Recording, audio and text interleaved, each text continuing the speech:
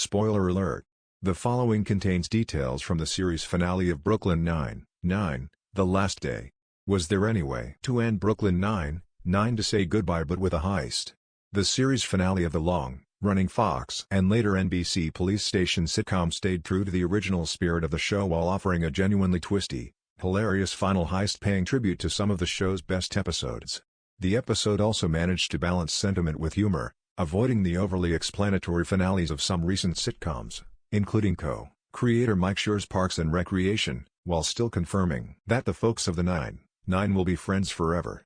The short final season of Brooklyn balanced the show's goofy, peppy tone with a focus on highlighting the problems in modern policing and discussing race in a post-George Floyd America. It wasn't perfect, no show possibly could be, but it certainly tried harder and offered more nuance than almost any other cop show on the air. The finale left that heavy lifting behind and instead focused on the slapstick sense of humor that made the show a cult hit, and the relationships between the characters that made it a critical one. Not every plot thread and character was tied up with a bow, but it was a satisfactory conclusion to 8 long years of heists, hilarious cold opens and Jimmy Jab games.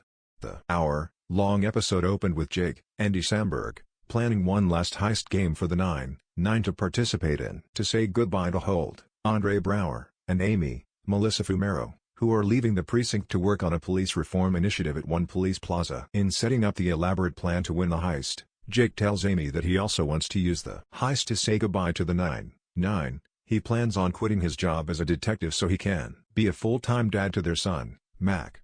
Jake sets the heist up so that he will both win the prize and bring his friends and colleagues to the Brooklyn Bridge for a sentimental goodbye. He has gifts for them all and will tell them he plans to retire from the force. Amy agrees to help and the two secretly enter the heist trying to pull one over on everyone else.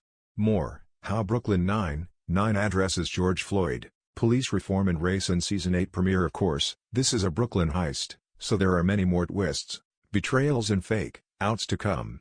Along the way the writers include callbacks to memorable moments from the series. Tim Meadows returns as Jake's cannibal roommate from his brief stint in prison after being set up by a corrupt cop. Former precinct administrator Gina Linetti, Chelsea Peretti, returns to try to win the heist herself.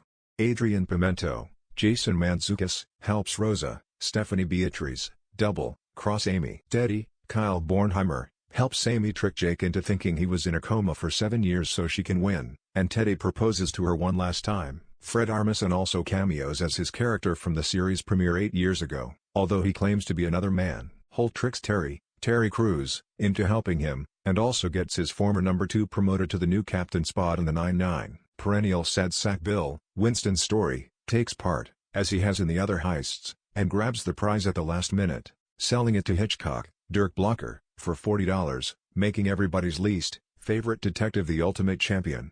It's only when Jake's plan for the perfect goodbye goes so horribly awry that he finally tells everyone he intends to leave, and appreciates the gravity of his decision. Charles, Joel Truglio, finds out first, and worries that he won't be able to do his job without Jake as his partner. Jake informs his best friend that has grown so much in the past 8 years, it doesn't matter who his partner is. Amy and Rose also share a goodbye, with Rosa repeatedly tricking Amy into thinking she is settling down in a relationship. Charles and Terry plan for what the Nine will look like in the future.